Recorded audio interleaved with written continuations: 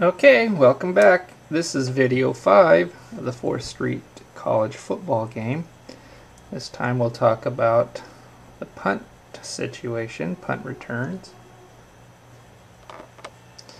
This is very similar to the kickoff situation, kickoff returns. Once again, we'll have a D20 die roll, and let's assume that was 12, so that on the coverage team we've got the up back, Dan Scott, doing the coverage, and on the return, Mike Battle, who happens to be the #1 returner, doing the return. Now Mike Battle's rating is a 10K 41 parentheses 1. This 1 is an additional rating that we didn't have on the kickoff return. It signifies fair catches. Dan Scott doing the coverage is an 8S. So once again, just like the kickoff return, we're going to take Battle's 10 and we're going to subtract Scott's 8 to get a 2. So a 0, 1, or a 2 is going to be a victory in the matchup for Battle. And a 3 or higher, 3 to 9, is going to be Dan Scott's card reference, his S in this case. And Mike Battle has a result code 41 as being his longest return, so he can return anywhere from 40 to 49 yards when the L comes up. Also, he would have a frequency of that return. Let's switch to the team sheet portion to see what his long frequency for that 41 is. Okay, here we are in Battle's card. Here's that 10K41 and the 1. And right below here we see the frequency is 6. So instead of 2d6 being rolled up 2 on the long return K column for Battle, if a 6 is rolled, we're going to use his 40 to 49 yard long return. Okay, here we are back to the return table.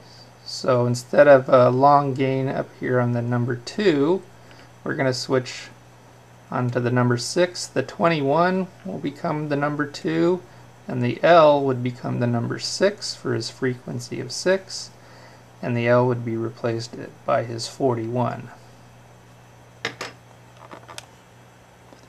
So the return, guys, it's similar to the kickoff return, where everybody but the number 1 or number 2 punt returner, in this case Battle and Lawrence, all these other letter grades, P, Q, the R's on the Willard Scott and Ralph Oliver, Magner, and Gunn, these are all pretty much irrelevant because they'll never be doing returning. Unlike the kickoff return, where some of these guys could do returns if it was a squib or an onside.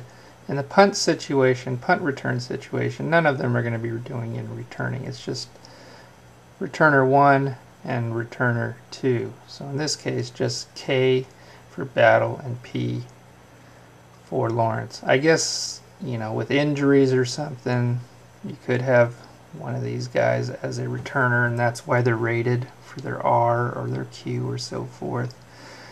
But pretty much they can be ignored. The only thing that's going to matter is their 7 rating, which is their blocking rating. So if they happen to be in the matchup like a D20 of 5 for Willard Scott, so his 7 is going to go against Steve Larimer's 8. That's a -1, so he'd never win the matchup, and the Q rating of Larimer would be used on the return table.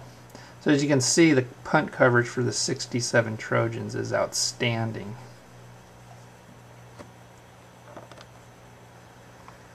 Now on occasion, the punt result code off of the punter's card will end in a 2, 32, 42 for example, and those are fair catchable punts. In those cases, a D20 roll has to be redone in reference to the punt returner's fair catch rating. Now, Battle is a 1, Lawrence is a 20. This means that Battle will almost never fair catch a ball, 1 in 20 chance. However, Lawrence, every time that result code of 32 or 42, for example, comes up, he's just going to fair catch it.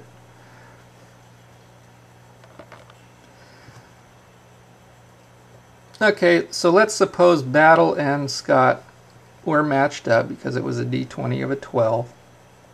It was not a fair catchable ball, and even if it was, pretty much Battles were going to turn everything 95% of the time. Let's say Scott won the matchup though because the d10 was higher than 10 minus 8, which is 2, so let's say it's a 4. So we're going to use Scott's S on the returns table. So here we're at the S. Now this is pretty much the same as the kickoff return, but we're not going to be concerning adding 10 yards inside the 10.